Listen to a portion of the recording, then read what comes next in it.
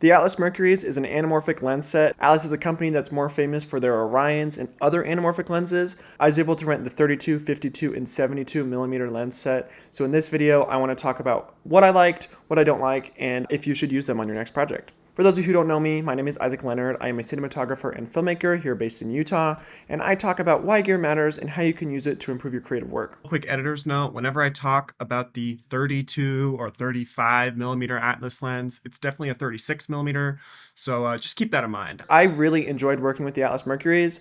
They're a lot smaller than you would expect. I was very blown away by the camera to lens ratio. The 32 millimeter lens is literally the size of my Sigma 24 millimeter that's on my camera right now. And so I was really impressed by the image quality for the size and the weight. I did a lot of handheld shooting on this fashion film. It was really fun to use the wider angles and that were super lightweight and easy to shoot with. I tend to be a pretty tight shooter. However, I think these anamorphics and just shooting large format in general opened my eyes up to wider compositions because I think anamorphic lenses in general always look better in their wider angles versus their tight. I think it's really important to do your homework beforehand and figure out what kind of style that you want the film to have because these lenses have a lot of character for better or for worse. One of the things I really liked was there was a lot of distortion on the wider angle lenses, and so I ended up picking up that 32 as much as I could make it fit. If you want to avoid the distortion, do the tighter focal length. So the 42, in my opinion, is a perfect middle ground between that 35 and that 72. Wide open, they have quite a decent amount of chromatic aberration, and you can notice this on the edges. I'd stop down to maybe a 3.5 to f4. But personally, I thought it kind of added character to the movie and, each DP to their own. These lenses had amber flares, which was pretty cool. I thought the flares were so beautiful. Really liked the look of them. Would I shoot on these again? 100%. I think these lenses are best used in exterior shots outside, actually. I think anamorphic lenses look very flat if you don't have any depth whatsoever. So I would think that's something to note. I totally would mount these lenses on like a Sony FX3 or on like a Blackmagic 6K or Pixis. In terms of cinema lenses, they're actually relatively affordable. I believe they're roughly $7,000 a lens. And so in the whole grand scheme of things in that regard, it really isn't that much of an investment. A lens set would be what, 23 grand roughly?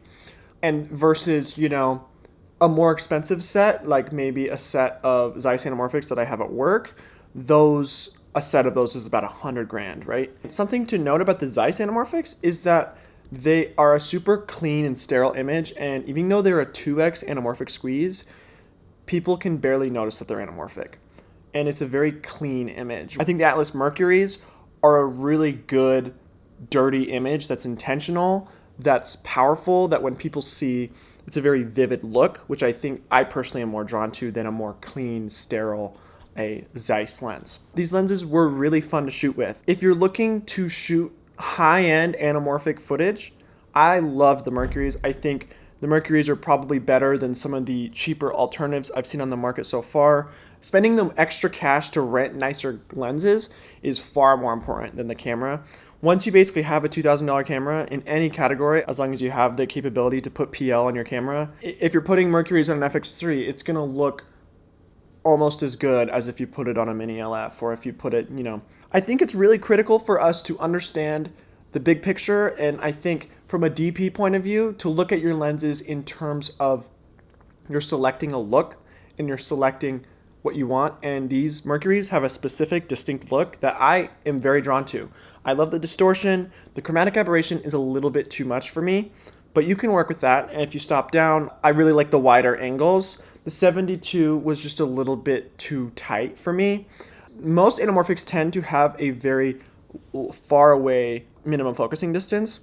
So it's important to get diopters. And I made this mistake where I didn't get diopters and we had some close-up shots that we're gonna have to punch in a little bit. I think the bokeh of this lens is gorgeous. I think the look is gorgeous. I love how lightweight and small they are. And I am honestly very, very impressed with those Mercuries. I will be working with them again. That whole product line was my very first introduction into their ecosystem, and I only have good things to say. So if you're interested in more lens reviews, camera reviews, or even just videos about filmmaking, please stay tuned. I will be pumping out one video a week, and I'll see you next week. Thank you.